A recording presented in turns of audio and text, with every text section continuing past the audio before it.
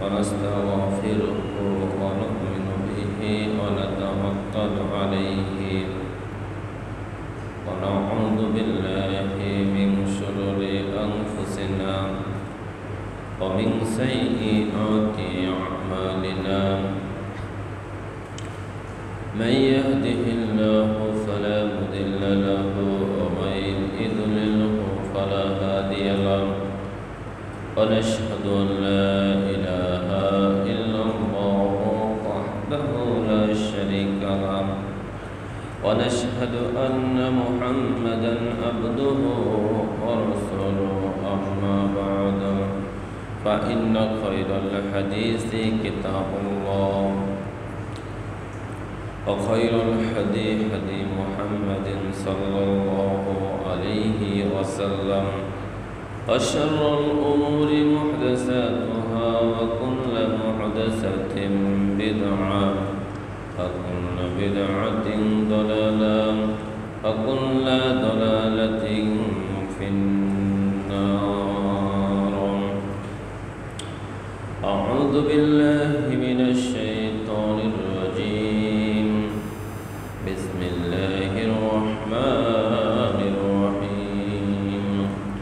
قاف القرآن المجيد بل عجبوا أن جاءهم منذر منهم فقال الكافرون هذا شيء عجيب أإذا متنا وكنا ترابا ذلك رجع بعيد قد علمنا ما تنقص الأرض منهم وعندنا كتاب حفيظ بل كذبوا بالحق لما جاءهم فهم في أمر مريج.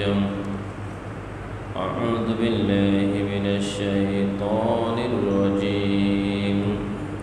ومن شر حاسد إذا حسد. عن أبي هريرة رضي الله تعالى عنه قال قال رسول الله صلى الله عليه وسلم قال رجل قال للنبي صلى الله عليه وسلم أوصني قال لا تغضب فرد ذلك مرارا قال لا تغضب إلى آخر الحديث. উপস্থিত নিয়ামত আলী জামে মসজিদের সম্মানিত মুসল্লিবৃন্দ,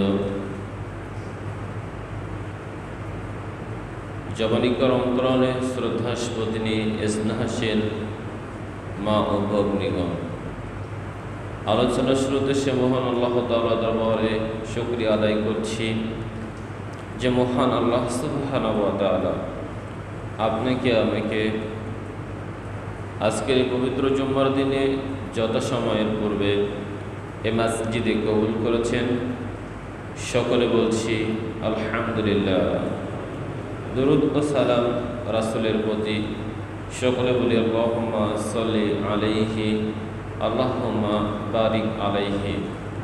সম্মানিত উপস্থিতি, আমি আপনাদের সম্মুখে পবিত্র কোরআনের সূরাতুল ফালাক এর ৫ নম্বর আয়াত এবং নবী সাল্লাল্লাহু আলাইহি ওয়াসাল্লামের জবানি হতে বুখারী মুসলিম মিশকাতের ৫১০৪ নম্বর হাদিসটি বর্ণনা করে শুনিয়েছি।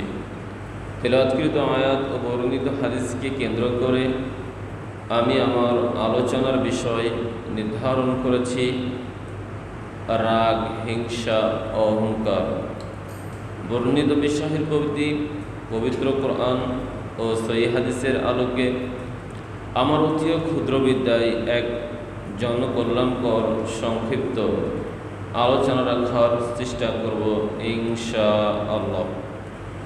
সম্মানিত উপস্থিতি, আপনারা আলোচনার বিষয় অবগত হয়েছেন। আলোচনার বিষয় হচ্ছে রাগ, হিংসা, অহংকার। অতএব আপনাদের সামনে আমি 3টা বাক্য বলেছি। একটা বলেছি রাগ, আরেকটি বলেছি হিংসা, আরেকটি বলেছি অহংকার। এটাকে একটা বাক্যেও রূপান্তরিত করা যেতে পারে। কারণ যিনি রাগী মানুষ, রাগ তাকে হিংসুক বানায়, রাগ তাকে অহংকারী বানায়। অহংকারী ব্যক্তি হিংসুক হয়, অহংকারী ব্যক্তি রাগী হয়। অতএব একটার সাথে আরেকটা জড়িয়ে রয়েছে। এই জন্য হাদিসের ভিতরে, একই অধ্যায়ের ভিতরে এই রাগ, হিংসা, অহংকারের হাদিসগুলো লিপিবদ্ধ করা হয়েছে। সম্মানিত উপস্থিতি, রাগ, হিংসা, অহংকার।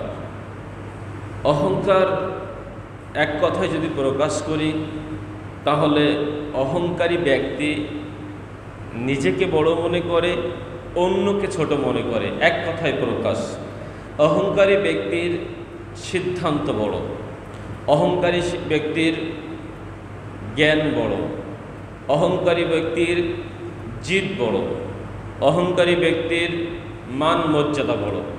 অহংকারী ব্যক্তির কাছে আপনার বিদ্যা, আপনার বুদ্ধি, আপনার মান সম্মান, আপনার ইজ্জত, আপনার পরামর্শ, আপনার জ্ঞান, আপনার কোনো কিছুরই মূল্যায়ন নেই। অহংকার ব্যক্তি নিজেকে অনেক বড় মনে করে আর অন্যকে খুব ছোট মনে করে। এটাই হলো অহংকারী ব্যক্তির মূল বৈশিষ্ট্য। হিংসুক ব্যক্তি, হিংসা কাকে বলে? হিংসা হলো এটাই যা অন্যের উন্নতি, সফলতা মেনে নিতে পারে না, তার অকল্যাণ কামনা করে, তার ধ্বংস করার, ক্ষতি করার চেষ্টা করে।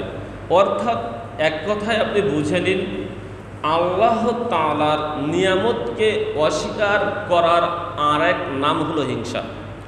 আল্লাহ তাআলার নিয়ামতকে অস্বীকার করার আরেকটি নাম হলো হিংসা। কেন বললাম হিংসার মাধ্যমে আমি কি করে আল্লাহর নিয়ামত অস্বীকার করলাম? যেহেতু হিংসুক ব্যক্তি আপনার সফলতা, আপনার উন্নতি মেনে নিতে পারে না, আর আপনার সফলতা মনে আল্লাহ আপনার উপরে নিয়ামত দিয়েছেন। আল্লাহ হয়তো আপনাকে বিদ্বান বানিয়েছেন, বড় বিদ্বান বানিয়েছেন, আপনি বড় বিদ্বান হয়েছেন। আল্লাহ আপনার উপরে বিদ্যার নিয়ামত দিয়েছেন। আল্লাহ আপনাকে হয়তো অনেক অর্থবিত্ত দিয়েছেন, আল্লাহ আপনার অর্থের নিয়ামত দিয়েছেন। আল্লাহ হয়তো আপনাকে চাকরি বাকরি দিয়েছেন, অতএব সমাজের বুকে সম্মান ইজ্জত দিয়েছেন, আল্লাহ আপনাকে সম্মানের নিয়ামত দিয়েছেন। এভাবেই প্রতিটি ক্ষেত্রে অর্থ, বিত্ত, যশ, খ্যাতি, বিদ্যা, বুদ্ধি, যে নিয়ামত আল্লাহ রাব্বুল আলামিন আপনাকে দিয়েছেন, এই নিয়ামতটা হিংসুক ব্যক্তি মেনে নিতে পারে না। আপনার উন্নতি, সফলতা মেনে নিতে পারে না। আপনার উন্নতি, সফলতায় ধ্বংস কামনা করে, ক্ষতি করার চেষ্টা করে। এটার নামই হচ্ছে হিংসা, আল্লাহর নিয়ামতকে অস্বীকার করা। আর রাগ, রাগ হলো অহংকার আর হিংসার মূল চালিকা শক্তি। একজন ব্যক্তি যখন রাগ করে, এই হিংসা আর এই অহংকারকে চালায়, পরিচালিত করে ওই রাগ। কেননা যখন ব্যক্তি রাগ করে, তখন তার নিজের উপরে আর নিজের নিয়ন্ত্রণ থাকে না, তখন তার নিজের নিয়ন্ত্রণ চলে যায় শয়তানের দখলে। অতএব রাগী ব্যক্তির নিয়ন্ত্রণ শয়তানের দখলে চলে যায়, নিজের কাছে থাকে না। তাই রাগী ব্যক্তি যখন রাগ করে, ওই রাগী ব্যক্তি দিয়ে পৃথিবীতে এমন কোনো কর্ম নেই, এমন কোনো কাজ নেই, এমন কোনো সিদ্ধান্ত নেই যা আপনি করাতে পারবেন না, বাস্তবায়ন করাতে পারবেন না। রাগী ব্যক্তি যে কোনো সিদ্ধান্ত বাস্তবায়ন করতে পারে, যে কোনো কর্ম করতে পারে, যে কোনো কথা বলতে পারে, তার রাগের বশবর্তী হয়ে। কেননা যখন সে রাগ করেছে, তার চিন্তা, তার সেন্স, তার মেধা শক্তি, এটা এখন তার বিবেকের কাছে নেই। এখন শয়তান তার মেধাকে পরিচালিত করছে। আর শয়তান যখন তার মেধাকে পরিচালিত করছে, শয়তান তাকে যা খুশি তা করে নিতে পারে। এটা হলো রাগের খিসারত, রাগের ফসল। সম্মানিত উপস্থিতি, অতএব রাগ অনেক ক্ষতিকর জিনিস, যেটা আপনাকে আমাকে ক্ষতি করে। পৃথিবীতে যখন যে মুহূর্তে যে কেউ রাগ করেছে, রাগ করে সিদ্ধান্ত নিয়েছে, পরবর্তীতে যখন তার সেন্স, মেধা নিজের কাছে আবার ফিরে এসেছে, তখন ও বুঝেছে যে আমি ভুল করেছি, আমি ভুল করেছি। আমি রাগের বশবর্তী হয়ে যে কথাটি বলেছি এটা ভুল ছিল, আমি রাগের বশবর্তী হয়ে যে সিদ্ধান্তটা নিয়েছি এটা ভুল ছিল, আমি রাগের বশবর্তী হয়ে যে কর্মটি করছি এটাও ভুল ছিল। সে পরবর্তী সময়ে যখন তার সেন্স শয়তানের কাছ থেকে চলে আসলো নিজের কাছে, আবার বিবেকের কাছে চলে আসলো, তখন সে ভেবে নিয়েছে যে আমি ভুল করেছি। তবে সে ভুল স্বীকার করে না। ওই যে তার ভিতরে অহংকার কাজ করছে, তার ভিতরে জিদ কাজ করছে, তার এই সামাজিক অহংকার জিদের কারণে সে তার ভুলটা সমাজের বুকে স্বীকার করে না। আর অনেকেই স্বীকার করে নেয় যে আমার ভুল হয়েছে। পক্ষান্তরে পারিবারিক, সাংসারিক, অর্থনৈতিক যে কোনো জায়গায় দেখবেন আমাদের মাঝে অনেক সময় দ্বন্দ্ব হয়, পারিবারিক দ্বন্দ্ব হয়, স্বামী স্ত্রী দ্বন্দ্ব হয়। আমরা কথা কাটাকাটি করি, কথা বলতে গিয়ে স্বামী স্ত্রীকে একটা বাক্য শোনাই, স্ত্রী স্বামীকে একটা বাক্য শোনাই রাগের বশবর্তী হয়ে। ঠিক আবার যখন রাগটা চলে যায়, স্ত্রী বুঝতে পারে আমাকে এই মুহূর্তে এই বাক্যটা শোনানো ঠিক হয়নি, এই কর্মটা করা ঠিক হয়নি। স্বামীও অনুরূপ বুঝতে পারে আমিও রাগের বশবর্তী হয়ে যে কর্মটা করেছি, কথাটা বলেছি, এটা বলা ঠিক হয়নি। হয়তো তারা আবার নিজেদের মাঝে এসে স্বীকার করে, অথবা তার জিদ অহংকার তাকে এটা স্বীকার করতে থেকে বিরত রাখে, স্বীকার করা থেকে বিরত রাখে, স্বীকার করে না। তবে বাস্তবতা এই, সে যখন সাধারণ সেন্সে চলে আসে তখন সে বুঝতে পারে আমার ভুল হয়েছে। সম্মানিত উপস্থিতি, এই জন্য একজন সাহাবী নবী সাল্লাল্লাহু আলাইহি ওয়াসাল্লামকে এসে জিজ্ঞাসা করলেন, আর আবি হুরায়রা রাদিয়াল্লাহু তাআলা আনহু قال আন্নার রাজুলা ক্বালা লিন নবী সাল্লাল্লাহু আলাইহি ওয়াসাল্লাম আউসিনি। নবী সাল্লাল্লাহু আলাইহি ওয়াসাল্লামকে একজন ব্যক্তি এসে বললেন, নবী সাল্লাল্লাহু আলাইহি ওয়াসাল্লাম আমাকে একটু উপদেশ প্রদান করুন, আপনি আমাকে কিছু উপদেশ দিন, পরামর্শ দিন। নবী সাল্লাল্লাহু আলাইহি ওয়াসাল্লাম তাকে বললেন, ক্বালা লা তাগযব, তুমি রাগ করো না, তুমি রাগ করো না। ব্যক্তিটি ফরদ্দা যালিকা মিরারান, ব্যক্তিটি কয়েকবার নবী সাল্লাল্লাহু আলাইহি ওয়াসাল্লামকে জিজ্ঞাসা করলেন, নবী সাল্লাল্লাহু আলাইহি ওয়াসাল্লাম আপনি আমাকে কিছু উপদেশ দিন, আপনি আমাকে কিছু পরামর্শ দিন। যতবারই জিজ্ঞাসা করলেন নবী সাল্লাল্লাহু আলাইহি ওয়াসাল্লাম প্রত্যেকটি বার বললেন, ক্বালা লা তাগযব, তুমি রাগ করো না, তুমি রাগ করো না, তুমি রাগ করো না। হাদিসটি বুখারী মুসলিম মিশকাতের 5104 নম্বর হাদিস। অতএব বর্ণিত হাদিস দিয়ে নবী সাল্লাল্লাহু আলাইহি ওয়াসাল্লাম আপনার আমার মাঝে যে উপদেশ দিয়েছেন, যে মেসেজ দিয়েছেন, সেটা হলো এই, আপনি রাগ করিয়েন না, আপনি রাগ থেকে বিরত থাকুন।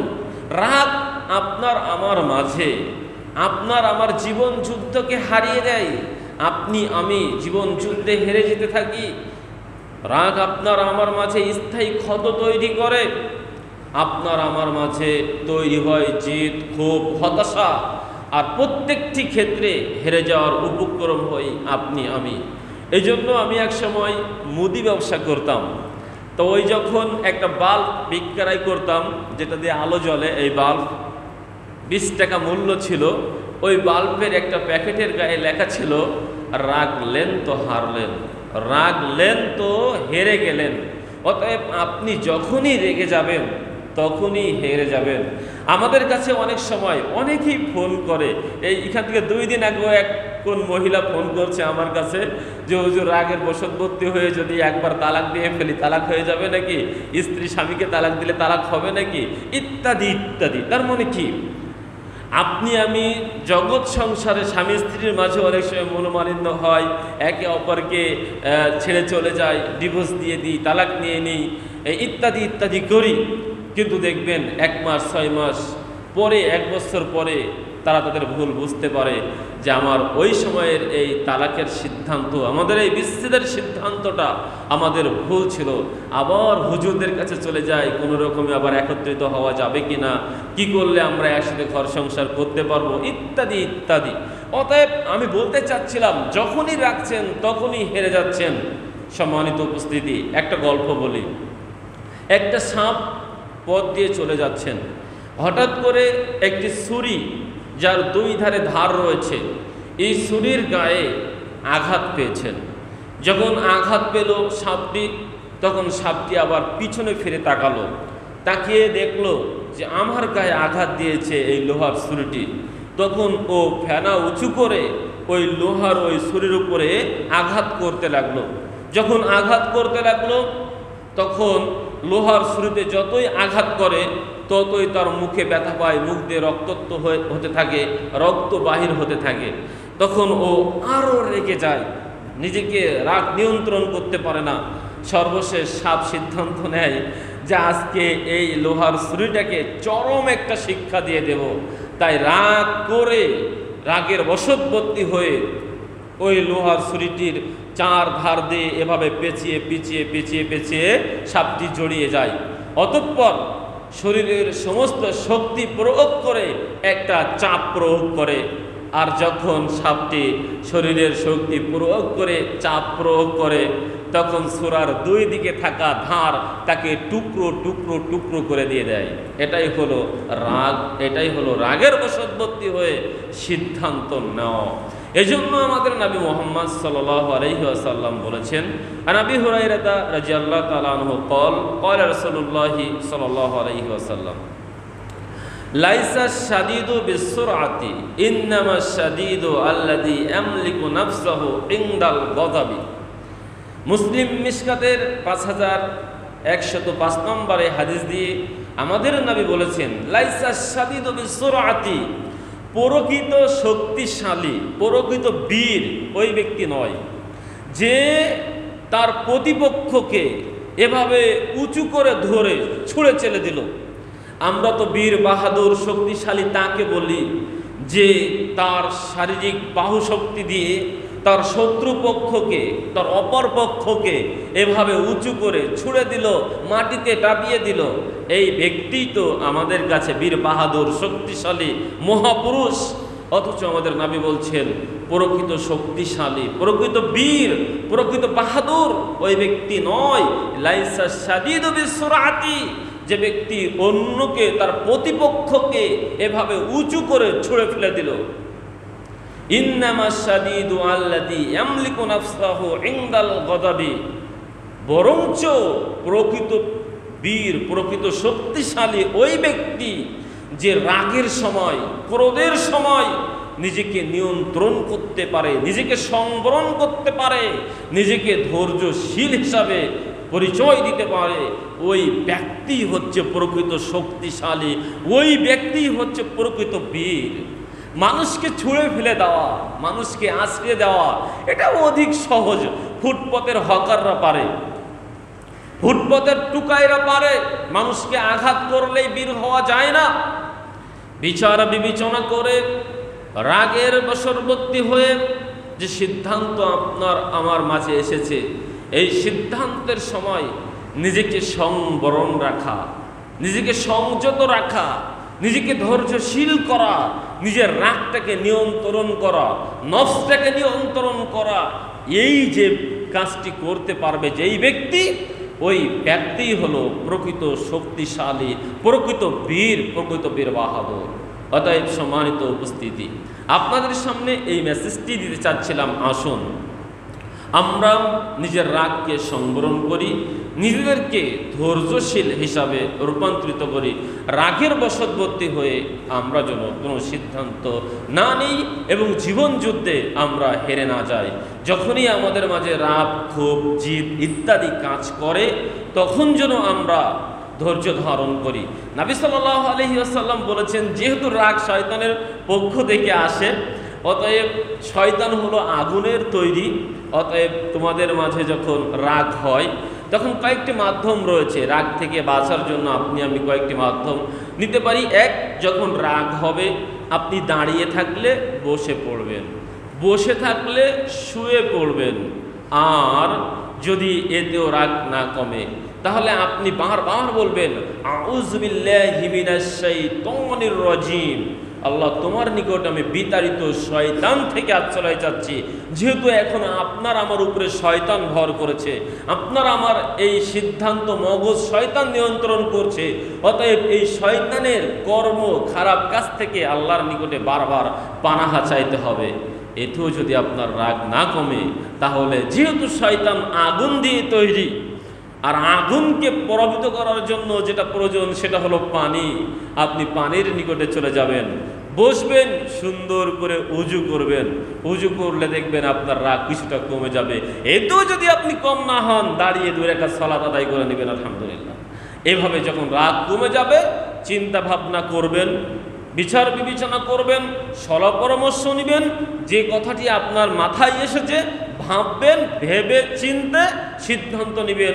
সেটা আপনার আমার জন্য পারিবারিক, সামাজিক, রাষ্ট্রীয়, অর্থনৈতিক যে কোনো ব্যাপারে এক গুরুত্বপূর্ণ সিদ্ধান্ত হবে বলে আমরা আশা করি ইনশাআল্লাহ। অতএব আল্লাহ রাব্বুল আলামিন আপনাকে আমাকে জীবন যুদ্ধে জয়ী হওয়ার জন্য ভেবে চিন্তে রাগকে পরাজিত করে পরামর্শ ভিত্তিক জীবন পরিচালনা করার তৌফিক দান করুন, আল্লাহুম্মা আমিন। সম্মানিত উপস্থিতি, অহংকার, অহংকার এটা খুবই একটা খারাপ জিনিস। আসমানের সর্বপ্রথম পাপটি হলো অহংকার। আসমানে যে পাপ হয়েছিল সেই পাপটির নামই হচ্ছে অহংকার। শয়তান করেছিল অহংকার, অহংকার শয়তান করেছিল। অহংকার একমাত্র আল্লাহর সাজে, কিন্তু শয়তান অহংকার করেছিল। শয়তানকে যখন আল্লাহ বলেছিল তুমি সেজদা করো আদম আলাইহিস সালামকে, তখন সেজদা করিনি, তিনি যুক্তি দেখিয়েছিলেন এবং অমান্য করেছিলেন। সূরা বাকারার 34 নম্বর আয়াত, ওয়াইজ কুলনা লিল মালাইকাতি ইসজুদু লিআদম ফাসজাদু ইল্লা ইবলিস আবা ওয়াস্তাকবারা কানা মিনাল কাফিরিন। যখন শয়তানকে বলা হলো তুমি আদম আলাইহিস সালামকে সেজদা করো, তখন ইবলিস ব্যতীত সবাই সেজদা করেছিল, আর ইবলিস হয়ে গিয়েছিল অস্বীকারী কাফের। অতএব ইবলিস যুক্তি দেখিয়েছিল, আল্লাহ আমি তো আগুনের তৈরি আর আদম আলাইহিস সালাম মাটির তৈরি, আমি কত সম্মানী ব্যক্তি, আমার সৃষ্টি কত সম্মানের, আমি আগুন, আমি ঊর্ধ্বগামী, আর মাটি আদম আলাইহিস সালাম নিম্নগামী। আমি এত মর্যাদাবান একটি সৃষ্টি হয়ে নিম্নগামী আদম আলাইহিস সালামকে কিভাবে সেজদা করি? তিনি যুক্তি দেখিয়েছিলেন, অহংকার করেছিলেন, নিজেকে বড় মনে করেছিলেন।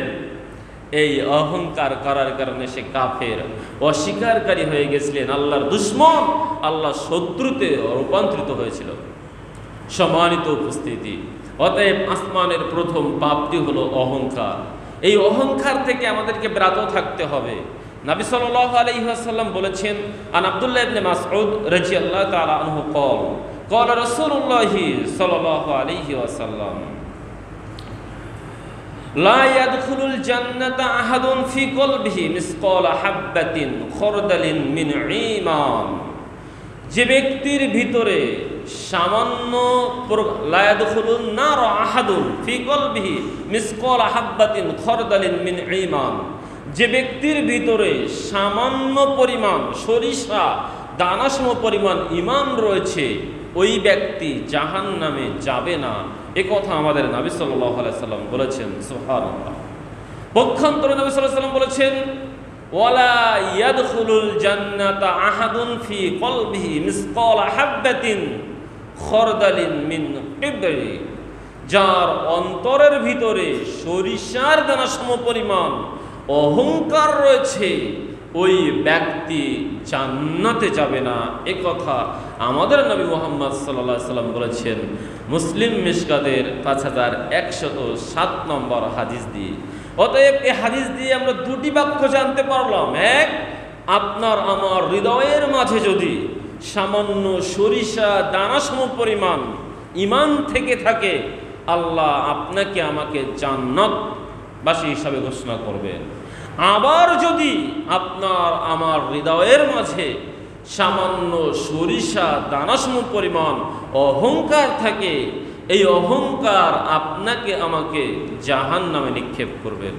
অপর এক হাদিসে নবী সাল্লাল্লাহু আলাইহি ওয়াসাল্লাম বলছেন, আন আব্দুল্লাহ ইবনে মাসউদ রাদিয়াল্লাহু তাআলা আনহু قال রাসূলুল্লাহ সাল্লাল্লাহু আলাইহি ওয়াসাল্লাম, লা ইয়াদখুলুল জান্নাতা মান কানা ফি কলবিহি মিসকালা যাররাতিন মিন কিবরি।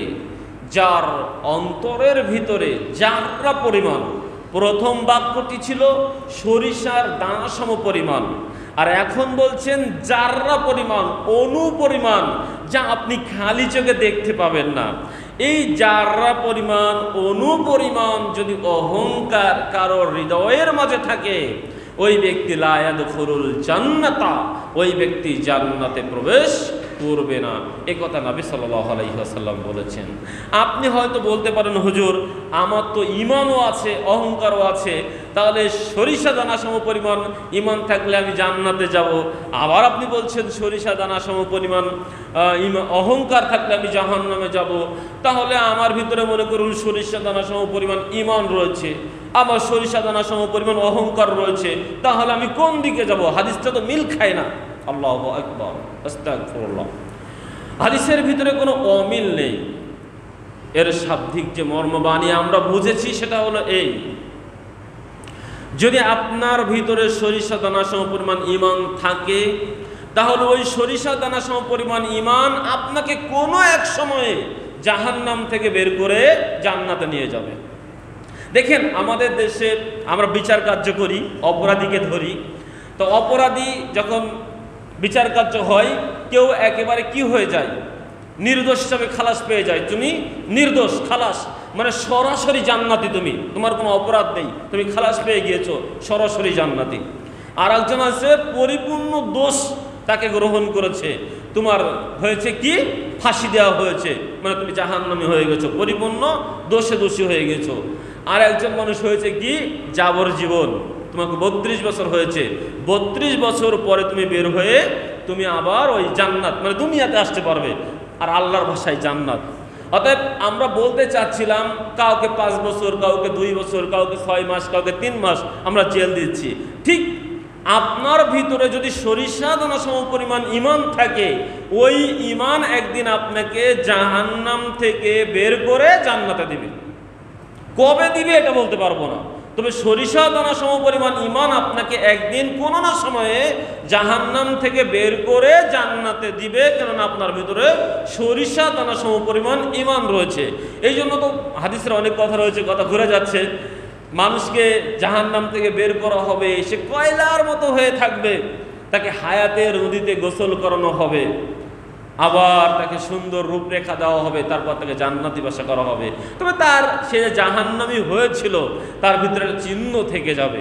সম্মানিত উপস্থিতি, ঠিক সরিষা দানা সম পরিমাণ ঈমান তাকে কোনো না কোনো সময়ে জান্নাতি করে দিচ্ছে। আবার সরিষা দানা সম পরিমাণ অহংকার আছে, এই সরিষা দানা সম পরিমাণ অহংকার আপনাকে 2 দিনের জন্য হলেও জেল খাটাবে, মানে জাহান্নামে আগুনে শাস্তিতে আপনাকে পোড়াবে। আমি আপনাকে বোঝাতে পেরেছি কিনা জানি না। অতএব সরিষা দানা সম পরিমাণ ঈমান আপনাকে জান্নাতে দিবে, সরিষা দানা সম পরিমাণ অহংকার আপনাকে জাহান্নামে নিক্ষেপ করবে। এজন্য অহংকার থেকে আপনি বিরত থাকবেন। ফাকালা রাজুলুন, একজন ব্যক্তি দাঁড়িয়ে বলল, ইন্নার রাজুলা ইউহিব্বু আন ইয়াকুনা সাওবুহু হাসানান ওয়া না'লুহু হাসানান। নবী মুহাম্মদ সাল্লাল্লাহু আলাইহি ওয়াসাল্লাম, কোন ব্যক্তি যদি ওয়াসাউবুহু হাসানান, তার গায়ের পোশাক উত্তম হওয়া পছন্দ করে, ও নালুহু হাসানান, তার পায়ের জুতা উত্তম হওয়া পছন্দ করে, তবে কি এটা অহংকার হবে? নবী সাল্লাল্লাহু আলাইহি ওয়াসাল্লাম বললেন, ক্বালা ইন্নাল্লাহা তাআলা জামিলুন ইউহিব্বুল জামাল, নিশ্চয়ই আল্লাহ তাআলা নিজে সুন্দর এবং তিনি সৌন্দর্যকে ভালোবাসেন। সুবহানাল্লাহ। অতএব কারোর জামা, কারোর পোশাক সুন্দর হওয়াটা অহংকার নয়, কারোর পায়ের জুতাটা সুন্দর হওয়াটা অহংকার নয়, বরঞ্চ আল্লাহ যদি আপনাকে অর্থবিত্ত দিয়ে থাকে আর আপনি সুন্দর পোশাক না পরেন, তাহলে আপনি কৃপণ হয়ে গেলেন। একটা কথা বলে নি, একজন সাহাবী রাসূলের খেদমতে গেলেন, নবী সাল্লাল্লাহু আলাইহি ওয়াসাল্লাম তাকে বললেন, ব্যক্তি, আল্লাহ কি তোমাকে কোনো ধন সম্পদ দেয়নি? হ্যাঁ দিয়েছে। কি দিয়েছে? অনেক ধন সম্পদ দিয়েছে, উট দিয়েছে, স্বর্ণ দিয়েছে, দাস দাসী দিয়েছে। তখন নবী সাল্লাল্লাহু আলাইহি ওয়াসাল্লাম বলছেন, আল্লাহ যে তোমাকে এত সম্পদ দিয়েছে তার একটা নিদর্শন তোমার শরীরে প্রকাশ পাওয়া উচিত ছিল। সাহাবী বলছেন, আমি যে পোশাক পরে গিয়েছিলাম সেটা নিম্নমানের ছিল, আমি বুঝলাম নবী সাল্লাল্লাহু আলাইহি ওয়াসাল্লাম আমার পোশাকটি পছন্দ করেননি। অতএব আল্লাহ আপনাকে অর্থবৃত্ত দিয়েছেন, আপনি কোটিপতি মানুষ, ন্যায়সঙ্গতভাবে আপনি অর্থ উপার্জন করেছেন, আপনি একটি ছিঁড়া, একটি ময়লা ইত্যাদি কাপড় পরে থাকেন, দেখলেই যেন ভিখারি মনে হয়। একজন ভিখারি আপনার কাছে সাহায্য চাওয়া তো দূরের কথা, ভিখারিই যেন মনে করে আপনাকে 2 টাকা সাহায্য করতে পারলে ভালো হয়। এটা অনুচিত। সম্মানিত উপস্থিতি, অহংকার হলো এই আল কিবারু বাতারুল হাক্কি ওয়া গামতুন নাস। অহংকার হলো হককে মেনে নিতে না পারা, হককে মেনে নিতে না পারা, আর মানুষকে তুচ্ছ তাচ্ছিল্য করা। আপনি সুন্দর জামা পরে এভাবে যাচ্ছেন, মশিয়ান দিয়ে যাচ্ছেন, আপনার পাশে একটা অসুন্দর জামা পরে দারিদ্র ব্যক্তি রয়েছেন, তার দেখে আপনি কেমন যেন একটা ভাব, চোখ মুখ নাক ছিটকিয়ে কেমন যেন একটা ভাব করছেন। আপনার পোশাকের দাম্ভিকতা ছড়িয়ে পড়েছে, আপনার জুতার দাম্ভিকতা ছড়িয়ে পড়েছে, আপনার ইত্যাদি ইত্যাদি দাম্ভিকতা ছড়িয়ে পড়েছে। আপনি মানুষকে হেয় প্রতিপন্ন করছেন, ইজ্জত হানি করছেন, সম্মান হানি করছেন, বেইজ্জতি করছেন। এটাই হলো অহংকার। যখন আপনার পোশাক, আপনার চাল চলন, আপনার অন্য কিছু, আপনার গাড়ি বাড়ি মোটর সাইকেল, অন্য কিছু অন্যকে কষ্ট দিবে, হেই প্রতিপন্ন করবে, তখনই আপনি অহংকারী হয়ে গেলেন। আপনি প্রাইভেট কার চড়েন, সমস্যা নেই, আপনি মোটর বাইক চড়েন, সমস্যা নেই, আপনি বাজারও চড়েন, আপনি হেলিকপ্টার চড়েন, টাকা দিয়েছে আল্লাহ, আপনার অর্থবিত্ত আছে, আপনি চড়েন। কিন্তু যখন এই অর্থবিত্ত অন্যকে হেই প্রতিপন্ন করবে, তাচ্ছিল্য করবে, তুচ্ছ করবে, নিজেকে দেমাগি করবে, তখনই আপনি অহংকারী হয়ে যাবেন। ব্যবহারের দোষ নেই, আপনার নীতির দোষ থাকতে পারে। সম্মানিত উপস্থিতি, অতএব আপনাকে আমাকে অহংকার থেকে বিরত থাকতে হবে। এজন্য নবী সাল্লাল্লাহু আলাইহি ওয়াসাল্লাম বলেছেন, 3 শ্রেণীর ব্যক্তির সাথে আল্লাহ কথা বলবেন না। সালাসাতুন লা ইউকাল্লিমুহুমুল্লাহু ইয়াওমাল কিয়ামাতি ওয়া লা ইউযাক্কিহিম।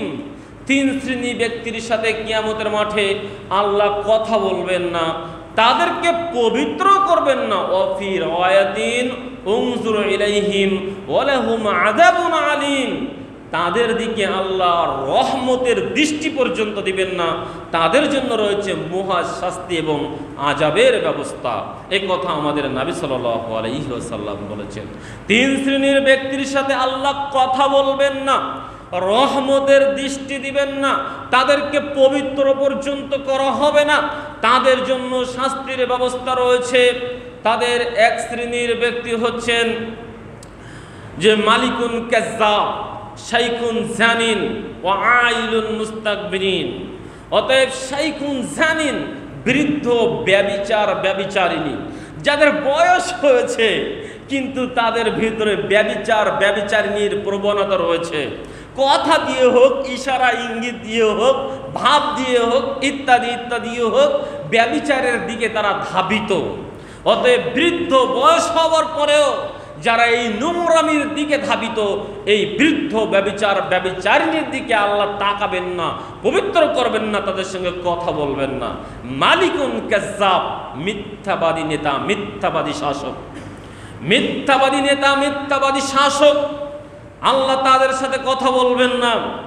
আমাদের দেশে এখন সব শ্রেণীর নেতা, এই নেতা মনে শুধু দেশের প্রধানমন্ত্রী নয়, এই নেতা মনে স্কুলের হেডমাস্টার, এই নেতা মনে প্রিন্সিপাল, এই নেতা মনে ভিসি, এই নেতা মনে ডিসি, এই নেতা মনে পুলিশ, এই নেতা মনে প্রশাসন, এই নেতা মনে মেম্বার, এই নেতা মনে চেয়ারম্যান, এই নেতা মনে ইত্যাদি ইত্যাদি, ম্যাজিস্ট্রেট, জজ, মন্ত্রী, এমপি, প্রধানমন্ত্রী, এই নেতা মানে বিশ্বমোড়ল, সবাই এই নেতার অন্তর্ভুক্ত।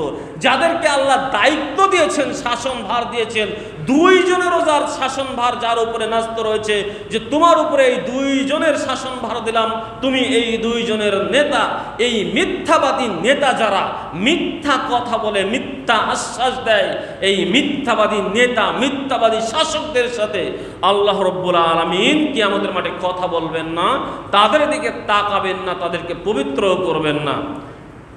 আবার দেখেন, কিয়ামতের মাঠে আরশের ছায়ার নিচে 7 শ্রেণীর মানুষ আশ্রয় পাবে।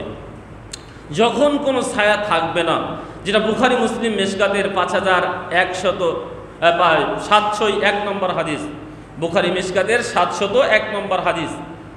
এখানে 7 শ্রেণীর ব্যক্তির কথা বলা হয়েছে। সর্বপ্রথম হচ্ছে ইমামুল আদিল, ন্যায়পরায়ণ নেতা, ন্যায়পরায়ণ শাসক। আমি যখন এই হাদিসটা পড়ি অনেক সময় ভাবি যে পৃথিবীতে এত ইবাদত রয়েছে, সালাত, সিয়াম, হজ, যাকাত, দান, সাদকা, জিকির ইত্যাদি কত কিছু রয়েছে ইবাদত।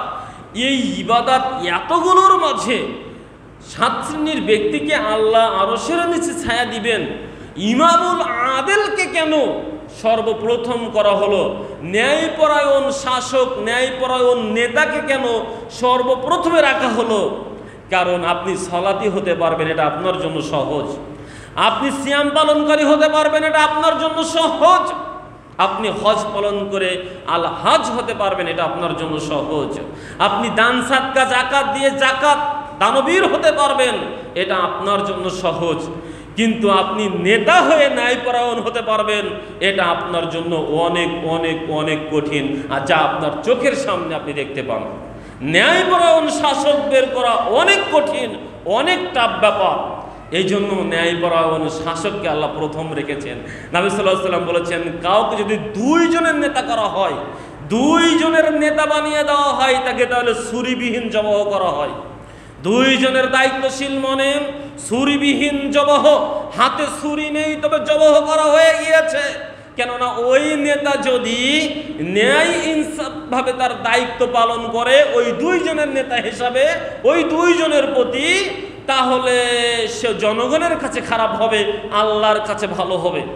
আর ওই নেতা যদি জনগণকে খুশি করতে গিয়ে ন্যায় নীতি না করে জনগণকে খুশি করতে গিয়ে ওই ইনসাফ, তার দলের অনুসারী, তার ব্যক্তিগত অনুসারী ইত্যাদি ইত্যাদি, নিজেদেরকে খুশি করতে গিয়ে, তার ওপরের বসকে খুশি করতে গিয়ে ইত্যাদি ইত্যাদি করে অহিংসাভাবে ন্যায় নীতিভাবে দায়িত্ব পালন না করে, তাহলে জনগণ খুশি হবে, তার নেতা তার উপরে খুশি হবে।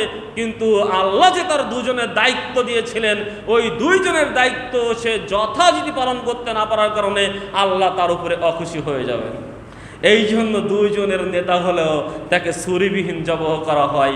নেতা বড় কঠিন জিনিস। নেতা হতে পারলেই ভালো, দায়িত্ব পালন করতে পারলেই ভালো।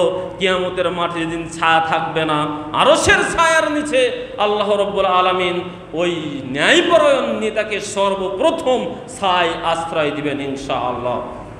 অতএব আল্লাহ রাব্বুল আলামিন আপনাকে আমাকে ন্যায়পরায়ণ দায়িত্বশীল নেতা হিসাবে কবুল করুন, আল্লাহুম্মা আমিন।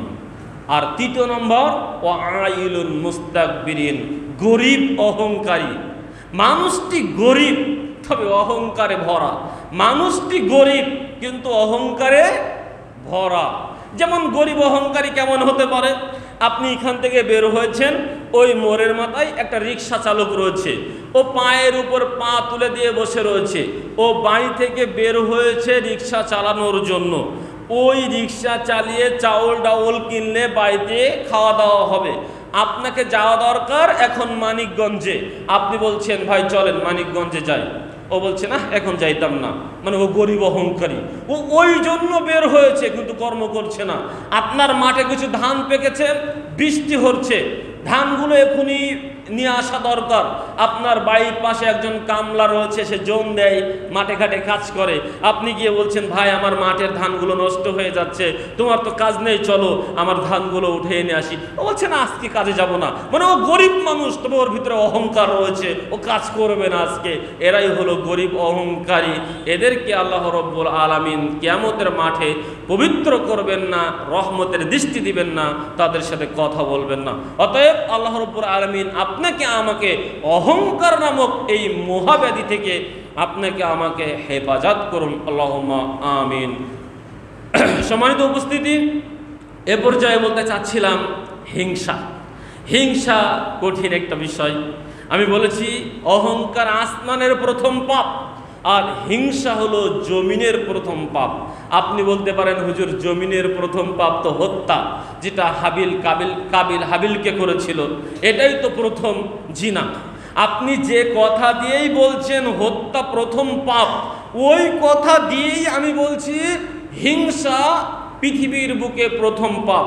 যেটা সূরা মাঈদার ২৭ নম্বর আয়াত, অতলু আলাইহিম নাবা আবনাই আদম বিল হাক্কি ইয কররাবা কুরবানান ফাতাকাব্বালা মিন আহাদিহিমা ওয়ালাম ইতাকাব্বাল মিনাল আখার ক্বালা লা আকতুলান্নাকা ক্বালা ইন্নামা ইয়াতাকাব্বালুল্লাহু মিনাল মুত্তাকিন। আল্লাহ রাব্বুল আলামিন বলছেন, নবী সাল্লাল্লাহু আলাইহি সাল্লাম, আপনি আদম আলাইহি ওয়াসাল্লামের দুই পুত্রের ওই কুরবানির ইতিহাসটা সত্য সহকারে সঠিকভাবে মানুষকে বর্ণনা করে শুনিয়ে দিন। যখন তাদেরকে কুরবানি করার কথা বলা হয়েছিল, তারা দুজনেই কুরবানি করেছিল। তাদের একজনের কুরবানি কবুল হয়েছিল, আর একজনের কুরবানি কবুল হয়নি। কাবিলের কুরবানি কবুল হয়নি, হাবিলের কুরবানি কবুল হয়েছিল। তখন কাবিল হাবিলকে বলেছিল, ক্বালা লা আকতুলান্নাকা, আমি তোমাকে হত্যা করব। আর হাবিল বলেছিল, ক্বালা ইন্নামা ইয়াতাকাব্বালুল্লাহু মিনাল মুত্তাকিন, নিশ্চয় আল্লাহ কবুল করেন যারা মুত্তাকি তাদের পক্ষ থেকে। সম্মানিত উপস্থিতি, তাহলে এইখানে কাবিল হাবিলকে হত্যা করলো। এর মূলে কি রয়েছে? এর মূলে রয়েছে হলো কাবিলের কুরবানি কবুল হয়নি, হাবিলের কুরবানি কবুল হয়েছে। আমি পূর্বেই বলেছি, হিংসা কাকে বলে? অন্যের সফলতা উন্নতি মেনে নিতে না পারা। আল্লাহ যে নিয়ামত আপনার প্রতিপক্ষ অপর ভাইকে দিয়েছেন, এটা সহ্য করতে না পারা, তার ক্ষতি করার চেষ্টা করা। তো এই যে হাবিলকে আল্লাহ সম্মান দিলেন, তার কুরবানি কবুল করলেন, এমনিতেই পিতার কাছে হাবিলের মর্যাদা রয়েছে। এখন যখন শোনা হবে কাবিলের কুরবানি কবুল হয়নি, হাবিলের কুরবানি কবুল হয়েছে, তা পিতার কাছে তো হাবিলের গ্রহণযোগ্যতা, ইজ্জত, সম্মান সব কিছু বেড়ে যাবে। তা আমি হাবিলের কাছে হেরে যাচ্ছি, আমার চেয়ে সম্মানী হয়ে যাচ্ছে হাবিল, আমি হাবিলের কাছে হেরে যাচ্ছি, আমি হাবিলের চেয়ে মর্যাদায় কম হয়ে যাচ্ছি। এই মর্যাদা কম হয়ে যাওয়া, নিজের চাইতে অন্যের সফলতা বেশি হওয়া, এই উন্নতি, এই সফলতা মেনে নিতে না পারার কারণে নিজের মাঝে প্রথম যে ক্ষোভ এসেছিল, যে হিংসা তৈরি হয়েছিল, সেই হিংসার বশবর্তী হয়ে তিনি হাবিলকে হত্যা করেছিলেন। অতএব পৃথিবীতে সর্বপ্রথম পাপ হলো হিংসা, আর হিংসার বশবর্তী হয়ে কাবিল হাবিলকে হত্যা করেছিল। পৃথিবীর দ্বিতীয় পাপ হলো হত্যা। সম্মানিত উপস্থিতি, এখানে আরেকটা কথা বলে রাখি, আল্লাহ উত্তম জিনিস ছাড়া কবুল করেন না, এটা মনে রাখবেন। কারণ ওই সময়ে কাবিল ধান চাষ, ক্ষেত খামারি করত, কিছু ওই জাতীয় শস্য দানা যেগুলো খারাপ হতে পারে সেগুলো আল্লাহর জন্য দান করেছিল। আর হাবিল মেষ চড়াতো, গরু চড়াতো, উত্তম একটা পশু হাবিল আল্লাহর জন্য দিয়েছিল। তার ভিতরে সবচাইতে যেটা ভালো পশু ছিল সেটা দিয়েছিল। কাবিল দিয়েছিল খারাপটা, হাবিল দিয়েছিল উত্তমটা। আল্লাহ গ্রহণ করে উত্তম, এটা মনে রাখবেন। কখনো যদি আল্লাহর জন্য কিছু দান করেন, ওই যে কুরবানি করি, কুরবানির সময় আল্লাহ কি বলেছেন? উত্তমটা দাও। কুরবানি বলে কথা নাই, আল্লাহর জন্য যখন যা কিছু দিবেন উত্তমটা দিবেন। কিন্তু আমরা আল্লাহর জন্য কি দেই জানেন? একেবারে নিকৃষ্টটা। দুইটা সন্তান হয়েছে, একটার মেধা ভালো, একটা হাওয়া জোয়া কম বোঝে। এক মাদ্রাসায় একটা দিবেন, আর একটা দিবেন কিন্টার গার্ডেনে। যেটা ভালো, মেধা ভালো, ওটা দিবেন কিন্টার গার্ডেনে। যেটা খারাপ, মেধা জোয়া নাই, কথা বলতে পারে না, হাওয়া জোয়া কথা ভুলে যায়, ওটা দিবেন আল্লাহর নামে। এই আল্লাহর নামে দেওয়া আল্লাহ গ্রহণ করবে না। আর একটা কথা বলি, এই জুম্মার দিনে আপনারা অনেকে দান করবেন। মসজিদের কোঠায় যদি 1000 টাকা হয়, 200 টাকা ছিঁড়া কাটা ইত্যাদি হয়। কারণ মানুষ চিন্তা করে, মানিকগঞ্জে কয়েকটা দোকানে গিয়েছি বাজার করার জন্য, টাকাটা দিয়েছি, সব জায়গা থেকে ফেরত দিয়েছে। তখন ভাবছে কি করি, 50 টাকা, 10 টাকা, 20 টাকাটা কি নষ্ট হবে? তখন মনে মনে ভাবছে, আরে কালকে তো যাবো মসজিদে জুম্মার নামাজ পড়তে, মসজিদের কোটায় দিয়ে দেবো। আপনি ভাবলেন কি করে আপনার এই নোংরা টাকা আল্লাহ কবুল করবেন? উত্তম টাকাই দিতে হবে। মসজিদের কোটার টাকা কাটা হতে পারে না, টেপ মারা হতে পারে না। আপনার কাছে যত টাকা রয়েছে, ওই টাকার ভিতরে যেটা উত্তম, চকচকে আপনার চোখে ধরে, ওই টাকাটাই দান করতে হবে। এর নাম দান, এর নাম ত্যাগ। যেটা হাবিল করেছিল তার ভিতরে সবচাইতে ভালোটা। আর যখনই খারাপ, ছেঁড়া, কাটা ইত্যাদি দিবেন, ওটা আল্লাহ কখনো কবুল করবেন না।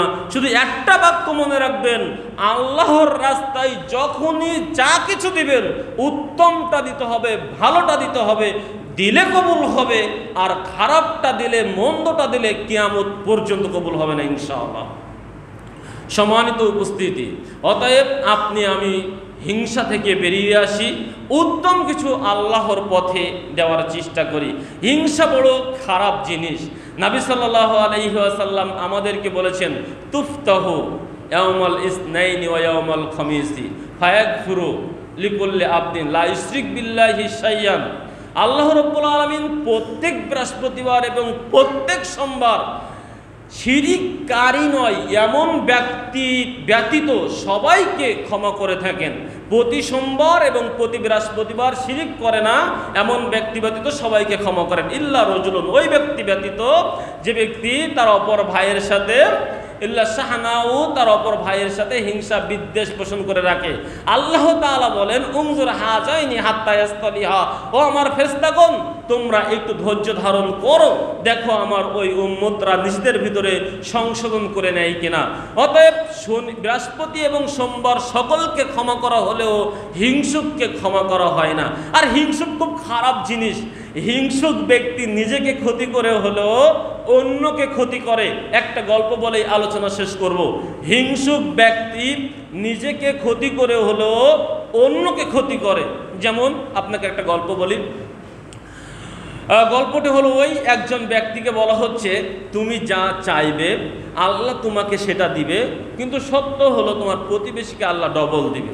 তো ওই হিংসুক ব্যক্তি ও আল্লাহর কাছে চাইলো যে আমাকে একটা গাড়ি দাও, একটা বাড়ি দাও। তো তাকে একটা গাড়ি একটা বাড়ি দেওয়া হয়েছে, প্রতিবেশীকে দুইটা গাড়ি দুইটা বাড়ি দেওয়া হয়েছে। তো হিংসুক ব্যক্তি বলছে, আল্লাহ তুমি আমাকে 10টা গাড়ি দাও, 10তলা বাড়ি দাও। দেওয়া হয়েছে প্রতিবেশীকে 20টা গাড়ি 20তলা বাড়ি দেওয়া হয়েছে, ডবল দেওয়া হয়েছে। এখন হিংসুক ব্যক্তি চিন্তা করছে, কি করি, আমি যদি এখন 100তলা বাড়ি চাই, আমার 100তলা দিল, ঠিক আছে 100তলা আমি পেয়েছি, কিন্তু প্রতিবেশী তো 200তলাই থাকবে, এটা আমি কি করে মেনে নিতে পারি। তা আমি এখন আমার 10টা গাড়ি রয়েছে, প্রতিবেশীর 20টা। তা আমি আল্লাহকে বললাম 20টা না, আমাকে 500 গাড়ি দাও। তো আমাকে 500 গাড়ি দিল, তা আমার 500 গাড়ি হলো, কিন্তু প্রতিবেশীর তো 1000 হয়ে যাবে। তা আমার চাইতে প্রতিবেশীর বেশি হবে, আমার চাইতে প্রতিবেশী ভালো থাকবে, এইটা ওই হিংসুক ব্যক্তি মেনে নিতে পারে না। এটাই বাস্তবতা। হিংসুক ব্যক্তি আপনার সফলতা মেনে নিতে পারে না। আপনার চাকরি হয়েছে, হিংসুক হিংসা করে। আপনি দোকান দিয়েছেন, হিংসুক হিংসা করে। আপনি ব্যবসা করেছেন, হিংসুক হিংসা করে। আপনি জমি ক্রয় করেছেন, হিংসুক হিংসা করে। আরে আপনি গরিব মানুষ, একটা গরু পেলেছেন, ওটা হয়তো 1 লাখ টাকা বিক্রি হবে। হিংসুক ব্যক্তি থেকে চিন্তা করে, হায় হায় অমুকের ঘরে 1 লাখ টাকার গরু হয়ে গেল, কি করে হয়, ওকে একটা ক্ষতি করা দরকার। 1 লাখ টাকার গরু তার ঘরে হলো, অথচ আমার ঘরে 50,000 টাকার জিনিস নাই। হিংসুক হিংসা করে। অতএব হিংসুক সর্ব জায়গায় হিংসা করে। এই জন্য হিংসুক আপনার উন্নতি মেনে নিতে পারে না। তখন এই হিংসুক চিন্তা করছে, আমার চাইতে প্রতিবেশী ভালো থাকবে, এটা কি করে হয়, আমি আল্লাহর কাছে কি চাইতে পারি। তখন হিংসুক বলছে, আল্লাহ তুমি আমার একটা চোখ কানা করে দাও, প্রতিবেশী অন্ধ হয়ে থাক। এর নাম হিংসুকের হিংসা। এই জন্য আল্লাহ তাআলা বলছেন সূরা ফালাকের 5 নম্বর আয়াত, অমিন শাররি হাসিদিন ইযা হাসাদ। আল্লাহ তোমার নিকটে আমি আশ্রয় প্রার্থনা করি ওই হিংসুকের হিংসা হতে, যখন হিংসুক আমার সফলতা উন্নতিতে হিংসা করে। এই হিংসুকের হিংসা হতে আপনার নিকটে আমি আশ্রয় প্রার্থনা করি। সম্মানিত উপস্থিতি, সময়ের দিকে খেয়াল রেখে কথা গুটিয়ে নিয়ে আসলাম। অতএব আপনাদের সামনে যে আলোচনা করলাম, রাগ, হিংসা, অহংকার। রাগ আপনার আমার জন্য খুব ক্ষতিকর, যেটা আপনাকে আমাকে জীবন যুদ্ধে হারিয়ে দেয়, আপনি আমি পরাজিত হয়ে যাই সর্বক্ষেত্রে। অহংকার, যেটা ইবলিস করেছিল আসমানে সর্বপ্রথম, যে অহংকার মানুষের জন্য শোভা পায় না, একমাত্র অহংকার আল্লাহর জন্য শোভা পায়। আর হিংসা, যে হিংসুকটা হলো ইমানদারেরও হতে পারে। এই আমার মনসুর ভাই বলেছিলেন যে ইমানদারের পাপ হলো হিংসা, কারণ ইমানদার তো সব কিছু ভালো করে, তা বসে থেকে আর কি করে পাপ করবে, শয়তান তার লেগে যায় যে অন্তত কিছুটা হিংসা কর, হিংসা করে আমল নামায় কিছু পাপ নিয়ে নাও, এটা হলো তার মানে ইমানদারের পাপটি হচ্ছে একটা হিংসা। অতএব এই হিংসা নামক মহাপাপ থেকে আপনাকে আমাকে আল্লাহ রাব্বুল আলামিন বিরত থাকার তৌফিক দান করুন। আল্লাহ আমরা যেন আমাদের রাগকে নিয়ন্ত্রণ করতে পারি, অহংকার থেকে বিরত থাকতে পারি এবং হিংসুক না হয়ে সদাচরণ করে মানুষের সাথে মিলেমিশে এ ধরাতে বসবাস করতে পারি। আল্লাহ তুমি আমাদেরকে রাগ মুক্ত, অহংকার মুক্ত, হিংসা মুক্ত হিসাবে কবুল করে নাও। এ দাবি এবং দোয়া তোমার দরবারে পেশ করে আজকের আলোচনা এখানে শেষ করলাম। আকাউলি হাজা আস্তাগফিরুল্লাহ ওয়া লাকুম।